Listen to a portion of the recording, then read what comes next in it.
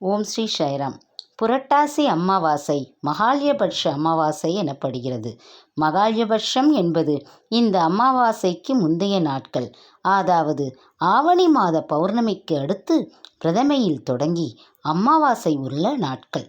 பட்சம் என்றால் 15. மகாலயம் பித்ருக்கள், முன்னோர்கள் கூட்டமாக வருவது. ஆகவே மகாலயபட்ச காலத்தின் 15 நாட்களும் முன்னோர்கள் பித்ருலோகத்தில் இருந்து பூலோகத்தில் வருகிறார்கள், நம் வீட்டிற்கு வருகிறார்கள். நாம் செய்யும் ஆராதனைகளையும் தர்ப்பணங்களையும் வழிபாடுகளையும் நேரடியாகவும் சூட்சமமாகவும் பார்க்கிறார்கள். இதன் நினைவு நாளே மகாலயபட்ச அமாவாசை. நம் முன்னோர்களை மறக்காமல் வழிபடக்கூடிய நாள்.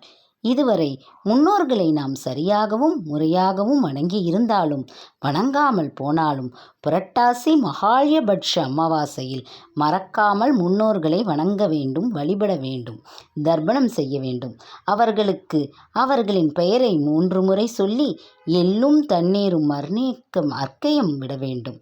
முன்னோரின் படங்களுக்கு பூக்களிட வேண்டும். அவர்களுக்கு படையலிட வேண்டும். நம் முன்னோருக்கு வைத்த படையலை காகத்துக்கு வழங்கிட வேண்டும். நம் முன்னோர்களை நினைத்து அவர்களின் நினைவாக யாருக்கேனும் புடவை வேஷ்டி வாங்கி கொடுக்கலாம், குடை வாங்கி கொடுக்கலாம், போர்வை சால்வை வாங்கி கொடுக்கலாம், காலணி வாங்கி கொடுக்கலாம், 5 பேருக்காவது உணவு பொட்டலம் வழங்கலாம். இவையெல்லாம் பித்ரு சாபத்திலிருந்து நம்மை விடுபடச் செய்யும். பித்ரு தோஷம் நம்மளிருந்து விலகிவிடும்.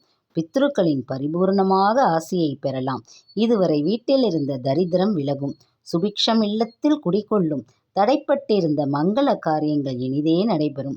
வாழையடி வாழையென வம்சம் விலகும். வாழையடி வாழையாக நமது வம்சம் தலைப்பதோடு முன்னோர்களின் பரிபூர்ண ஆசியை நாம் பெறலாம். ஆகவே இந்த மகாலயபட்ச அமாவாசையில் நாம் செய்ய வேண்டியதை நிறைவாக செய்து முடிப்போமாக. ஜெய் சாய்ராம்.